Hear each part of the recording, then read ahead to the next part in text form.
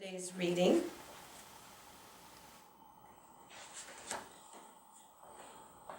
Accept others as they are, and you will attract supportive friends wherever you go.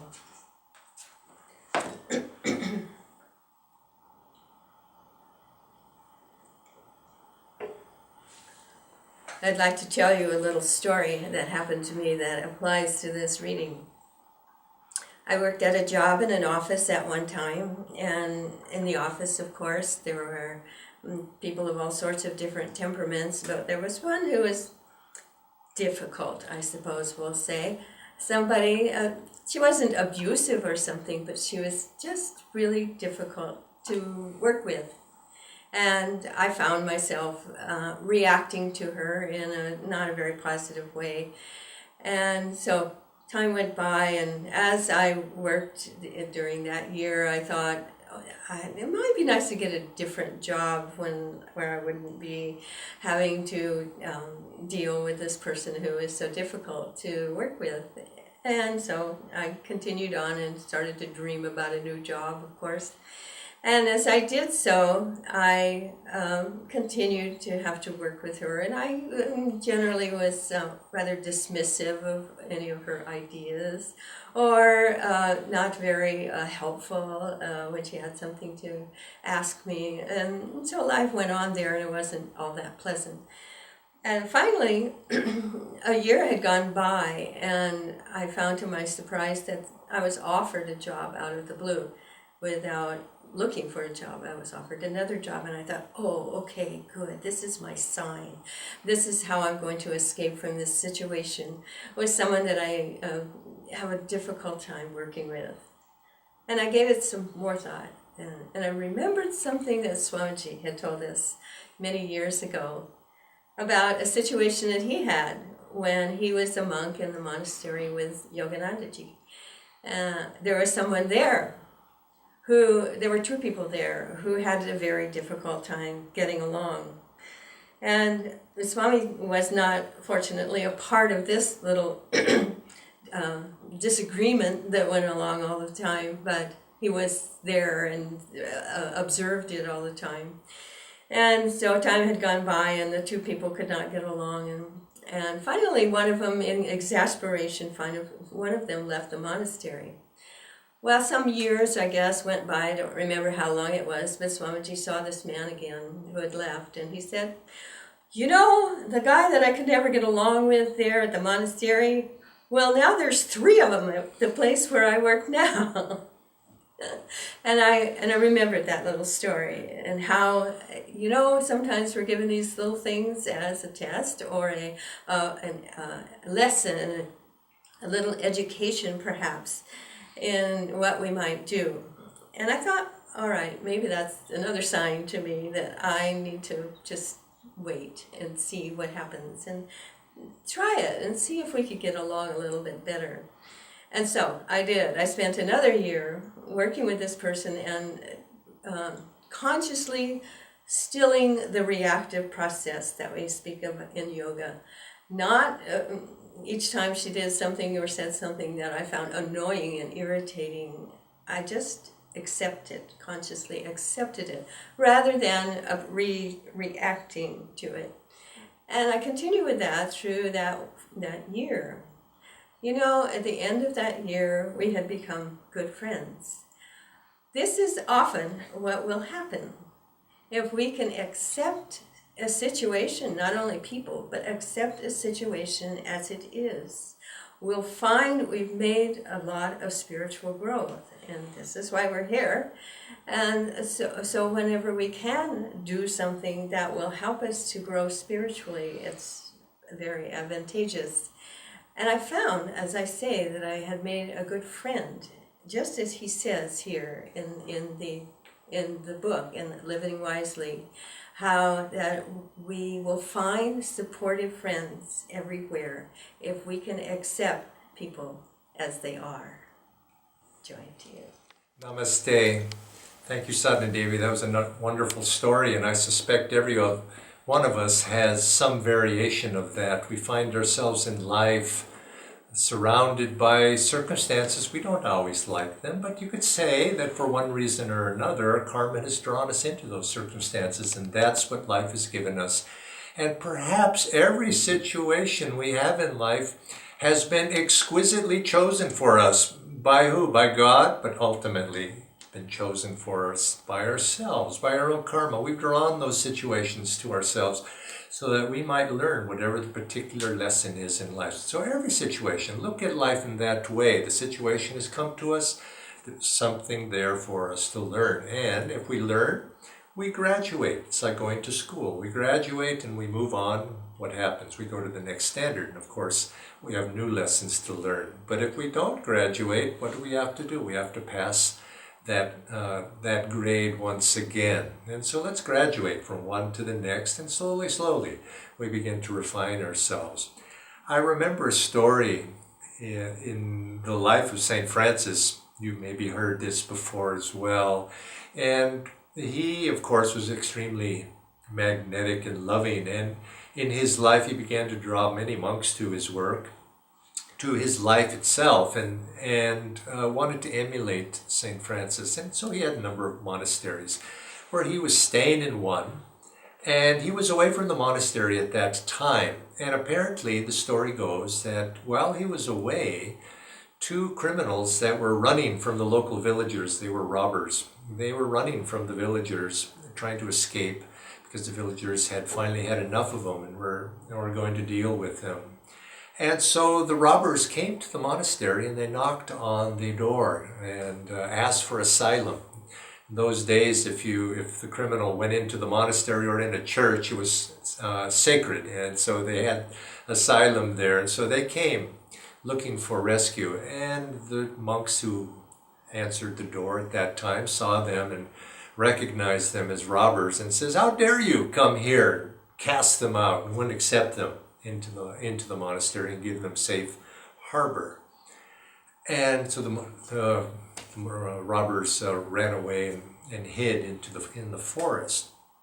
Well, St. Francis very shortly after came, and the other monks told him, he says, "Can you believe it? Those robbers came here to this holy house of God thinking that they could find safety here. How dare they?" And St. Francis heard them say that, and he was aghast. He said, "No." He sent his monks out. He says, "You must go find them."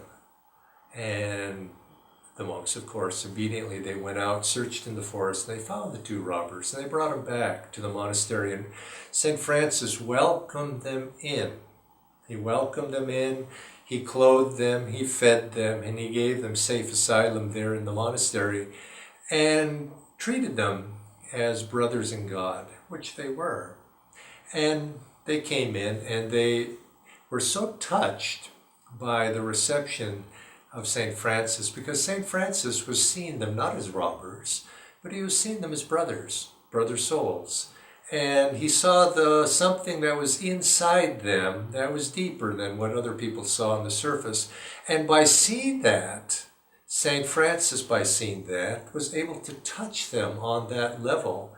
And when they were touched on that level, it began to awaken within him, within those robbers, something deeper. And they were so touched that the story goes that they never left that monastery. They too became monks of that monastery and became holy brothers. Now it's a beautiful story, and I think this is what we should also emulate, is to see people as they are. And who are they really? Are they those clothes that they wear? Or do you judge people by their clothing? Do you judge them by their hairstyle? Do you judge them by whether they frown or they smile? What are we making our decisions on when we see other people? But if we have insight, if we're perceptive, and if we're saintly, as the saints are, like St. Francis, we don't see them on the exterior. We see something deeper. We see other people according to their souls. And isn't this how we would wish that other people saw us as well? They saw who and what we are. I suspect that even the worst of criminals on some level doesn't really think of themselves as in those external terms. Of course, they put on those clothing to, you might say, to present something to the world, but deep inside in themselves, we're each of us individuals, and I don't think any of us think of ourselves as totally rotten human beings. And we self-justify ourselves to some degree. I mean, think of it if well, how does the mother treat the child? Let's say you're a child and you've been, perhaps you're going away for a long journey, or perhaps you're being sent away to boarding school. You're going to be gone for a long time. And during your absence, maybe you change a little bit, you take on some qualities, maybe good, maybe not so good. And then you come home, the mother's going to accept you. You're the child. And she accepts you in whatever garb you're wearing. She's so happy to have you home. Now, of course, once you're inside, she may say, wash your hands and change your clothes, but she accepts you. And then that's the way God is for us, is God's our very own mother, accepting us. And when we are accepted in that way, we feel, we relate with the heart. Now, many people, they make a mistake and they think that acceptance and approval are the same thing. And we're not speaking of that. We say, oh, accept life as it is, or accept everyone as they are, meaning that you agree. Let's say acceptance and agreement are not the same thing. I'm sure that St. Francis didn't agree with the lifestyle that those robbers had chosen to live. I suspect that after he had accepted them in and showered them with his love, he might have asked them, he says, brothers, why do you live the way you do?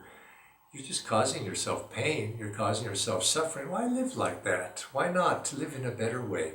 So it's not the same, because people will think, well, to accept life as it is means I'm passive. I just agree with what's going on.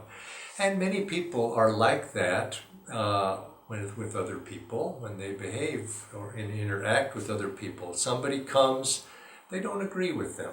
They don't agree with whatever they've chosen in their life. Let's say somebody has different politics, or they have maybe a different religion, or they have different social values. You say, I don't agree with that, so I don't like you.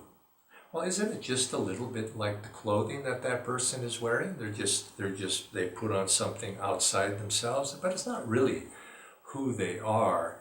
And if you really wanted to change that person, perhaps they have something you don't agree with because you know it's a bad habit, and perhaps it's harmful to them, maybe it's harmful to other people. What is the useful thing to do?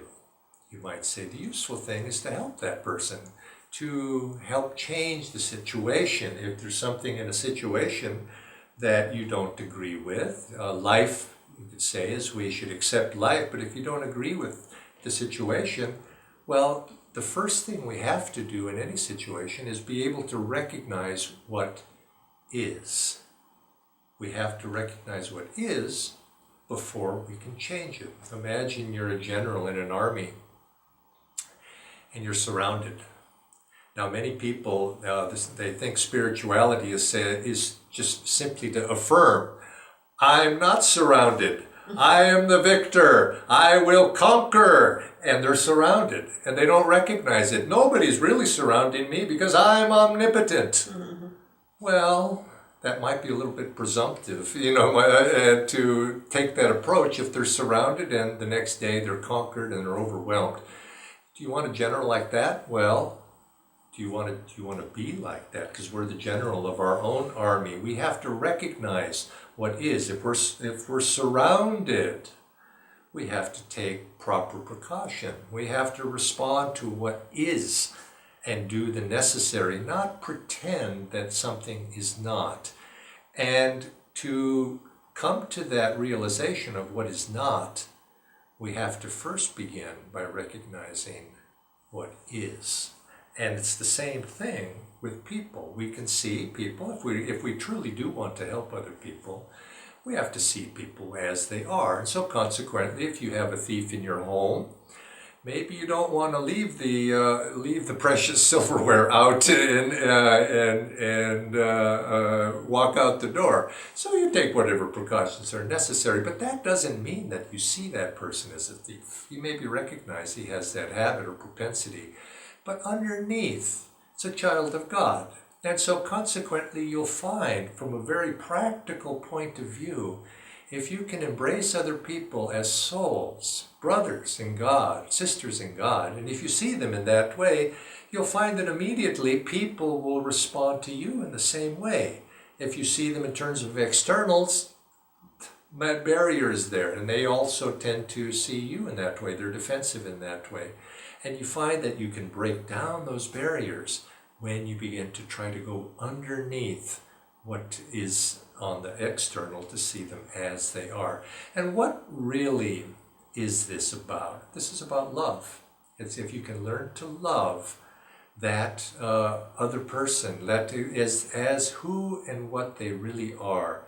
See people in that way. See people as friends or potential friends, people who will one day be your friends, and then you find that you have friends. People that are often lonely in life, don't have friends, tend to be people who are not so accepting. And you notice there's a correlation there, that people judge other people, they begin to classify other people, me and you, I'm on this side, you're on that side. It's a human tendency to do that, but all you'll find if you take that approach is there's a certain misery and suffering that comes, and you isolate yourself when you take that approach. Now, on a deeper level, what is happening here? People who have difficulty accepting other people as they are. Well, you'll find that people who have difficulty accepting others as they are, on some level, they have a difficulty accepting themselves as they are. Isn't it really just a projection? People that they look at themselves and they find that they're dissatisfied, because we have to be able to see ourselves honestly in order to be able to truly make spiritual progress. If we're fooling ourselves, for example, is which to some degree we all do, if we really do identify with this personality, we identify with this external covering over our soul and think this is who we are fooling ourselves, because that's not really who we are. And so if we begin to rationalize their behavior, tend to say, oh, I don't really have this bad habit, I really don't treat people like that, but we do, we're just fooling ourselves because it's not the truth. And this is the very basic principle of being truthful, is to see life as it is, to speak the truth, but yet to see the truth within ourselves as well. And this is where we have to start. We see ourselves honestly. Be honest with ourselves and not condemning, because many people don't want to be honest with themselves because they tend to disapprove of themselves. Remember what I said, acceptance is not the same thing as agreement. So it's the same thing with ourselves. We see ourselves, we see our faults, we see all of this. And to accept ourselves doesn't mean to agree with all the habits. Well, I accept myself. I've got all these bad habits. That's just who I am. Well, it's not really who we are, and it doesn't mean acceptance. Doesn't mean it is just allowing the status quo to be the way it is. It's meaning to see it, and say, okay, I have these things, but I'm not giving up. I'm going to try, and I'm going to change myself. I'm going to improve myself. I want to be something more. I want better clothes, you might say. I want to take off these dirty ones and put on some clean ones. Why? Because I feel better. It makes me feel better. I'm happier, and it makes, if I have good habits, I find that life begins to work for me. And so to be honest with oneself is the mark of a true devotee. And it's something that Swami Kriyananda said, if we want to be successful on the spiritual path in the long run, to be able to stay, you might say, on the spiritual path through our lifetime rather than temporary, we have to be self-honest, because otherwise we're supporting a falsehood. And a falsehood is like a house built on a poor foundation. If there's a bad foundation, eventually the house will crumble. And so it is with us. Our life must be built on truth, looking within ourselves, seeing who and what we are, and then not just accepting it in the sense of letting it be, but then doing the necessary to improve it and make ourselves better. And if we can learn to accept ourselves, we naturally begin to look around and say, well, there, for the grace of God, go I. And we begin to see other people as well. And empathy begins to come into the heart. But you'll find it works in the other way too. When you learn to be empathetic with other people, to sympathize with other people, to see other people's commonalities rather than their differences, you'll begin to see that you're much less hard on yourself as well inside. You begin to soften in that way as well. It is somehow humanity is made in this way that we tend to isolate ourselves in groups. It's just part of our nature to say my group, your group. And I'm different from your group, and to think of all the different ways that my group is different from your group. And we do that. Perhaps it's an extension of seeing myself as different from you, isolated from you. And of course, this begins to make barriers. Paramahansa Yogananda said a very good practice in daily life is when you see somebody else is to not follow that first impulse to that tells you I'm different from you. Oh, look, my hair is this color, yours is that color. I'm this old, you're that old. Or I'm from this country, you're from that country, or Indian, American, whatever it might be. This is a natural thing. We try to self-identify ourselves in terms of how we differ from other people. Why not change this around, is what he recommended. He says, why not look instead for those things you have in common with other people? And you will find that in conversation with other people, you meet a stranger. And what do? If you meet a stranger and you want to become friends and break the barriers down, you start talking about, oh, I'm from such and such a place, you are too. Oh, we have that in common. I had this education, studied this in school. You did too. Oh, we have that in common. And you begin to look for those things that bind you. Now that's a natural tendency also, because by finding those things that bind you and which you have in common, you'll make friendship. There's a certain unity that comes from that. But let's take it on a deeper level than just those superficialities of gender or occupation, schooling. Look for those things in other people on even a deeper level that bind you, that we're souls together.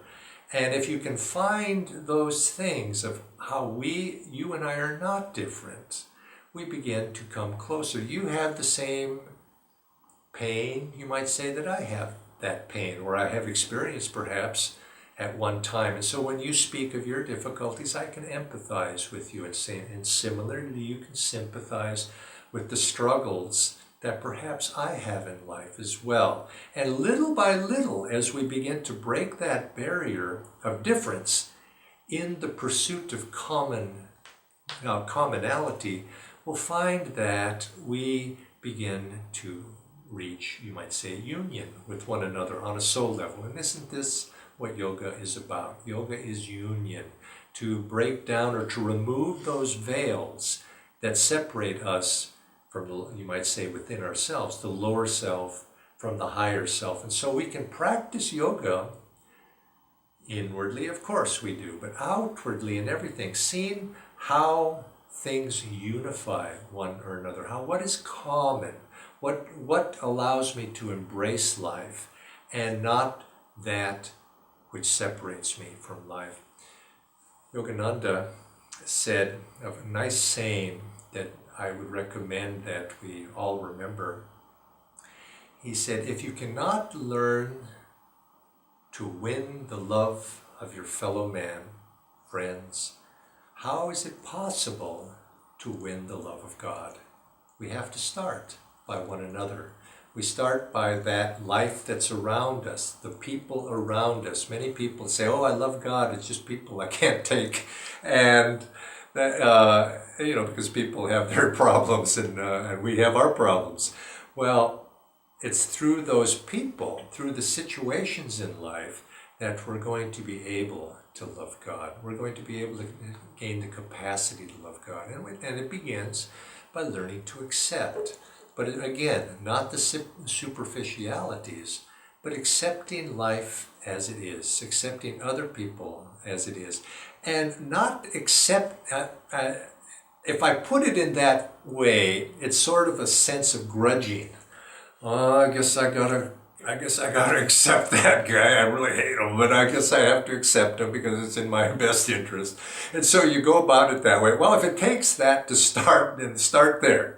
But what we're really speaking about is something a little bit more than that. It's being able to look at it as something fun. Oh, here's somebody I've never known the person quite like this, and I've often noticed that. And sometimes people, I'll be in a stranger, maybe I'll be riding on an airplane or in an airport, or somebody will come up and they'll strike a conversation. My tendency might be to shake my head at first and say, well, but then you start asking them and you start talking to them. You say, oh, this is really quite an interesting person. And maybe you have a 5-minute conversation with them or 10-minute conversation. It was enjoyable in that way, rather than the tendency that can come up just to build a barrier and not have an open heart. You could say that learning to accept other people is overcoming a meanness of the heart. This is what Sri Yukteswar often call these tendencies, these meannesses, hardness of the heart. We want to have a soft heart. Don't be hard-hearted. Be warm and loving, and it begins by accepting things as they are. This is God's world. He is in charge. We are not in charge. And what's the alternative, really? If you don't accept life as is to be wishing continually that things were other than they are. I wish it was this way. I wish it was that way. I wish you were this way. I wish you were that way. Why don't you change? And when we're continually doing that, what are we affirming? We're affirming our own dissatisfaction with life. And on the very deepest level, we're affirming a dissatisfaction with ourselves. And we're separating ourselves, ultimately, from our own higher nature. And we're closing the door on God to come in through life itself, Divine Mother shining and all around us, trying to enter into our heart through life and through our friends, through people that we meet. So learn to accept, be open, and then you'll find and see the highest in others, and you bring that highest out. But see people as they are, then, if you wish, see yourself as they are, try to improve it and go from there. And you'll find that little by little, the heart becomes soft. Many blessings to you, and I hope you'll join us again. Remember, our new format that we're starting this week is at 7:30 India Standard Time. We begin with a half-hour meditation, and then promptly at 8 o'clock, then we segue into our Living Wisely, Living Well satsang based upon the reading of the day from the book Living Wisely, Living Well. Many blessings.